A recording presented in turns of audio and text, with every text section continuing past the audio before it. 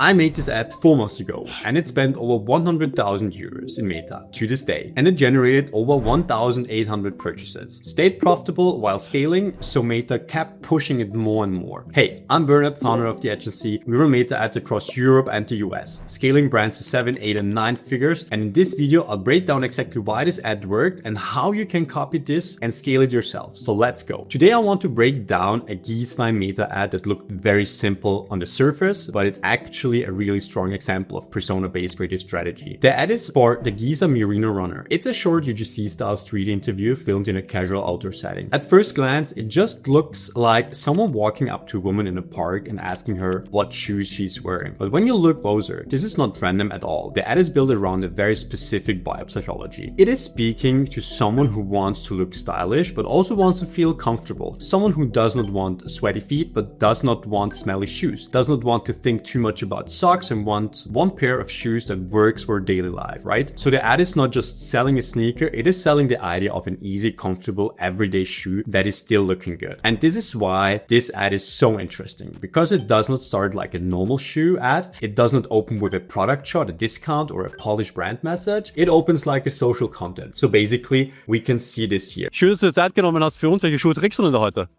Das sind die Gießwein Merino Runners. Ich habe sie meiner Mama geklaut und jetzt gebe ich sie gar nicht mehr her. Okay, wieso hast du deine Mama gestohlen?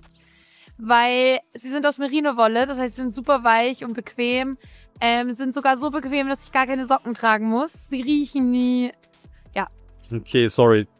Du trägst gerade keine Socken? Wie geht das denn? Ja, durch die Merino-Wolle sind sie atmungsaktiv. Das heißt, meine Füße schwitzen nie. Und deswegen muss ich eigentlich keine Socken tragen, was im Sommer praktisch ist.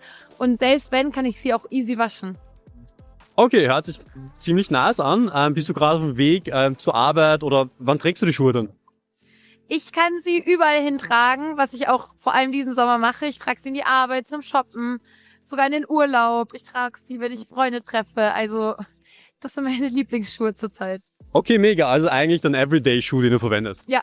Auf jeden Fall. Right? So that format is immediately feels native and it feels like a street style interview or a TikTok fashion check, right? And that matters because the first job of the ad is not to sell. The first job is to stop the scroll without making people feel like they're watching an ad. So we need a strong hook, right? Then the woman answers and she says something like, "These are the Giza Merino runners. I stole them from my mom and now I'm not giving them back." That line is one of the strongest parts of the whole creative because in one sentence we get the product name, but we also get a human story. She does not just say these shoes are comfortable. She says that she stole them from her mom and refused to give them back. That makes the product feel discovered, not advertised. It creates the feeling that someone tried the shoes naturally and liked them so much that they became attached to it. That is much more powerful than normal product. A lot of brands think about personas only in terms of demographics, age, gender, location, maybe income. But strong creative strategy goes deep. It asks, what does this persona want to feel? What problems are they trying to solve? What are they worried about? What would make them believe the product is actually out for them? And this is not just targeting. People who buy sneakers is targeting a persona who wants comfort but does not want to sacrifice style. It is targeting someone who wants something particular but does not want to feel like they're buying a boring, comfortable shoe. That distinction is so important. The woman in this ad is not presented as someone who has a foot problem, right? There is no health claim, right? No problem aware stage kind of thing. She's presented as stylish, casual, mobile, and confident. After the opening, the interviewer asked why she stole the shoes. And this is where the ad starts selling more direct, but still in a very conversational way, right? They're still like talking to each other. It's not a pitch. So the woman actually explains that the shoes are made from merino wool. She says that they are soft, comfortable, and that she does not even need to wear socks. Then she adds that they never smell. This is really smart benefit stack. The ad starts with the material, merino wool, but it does not stay technical.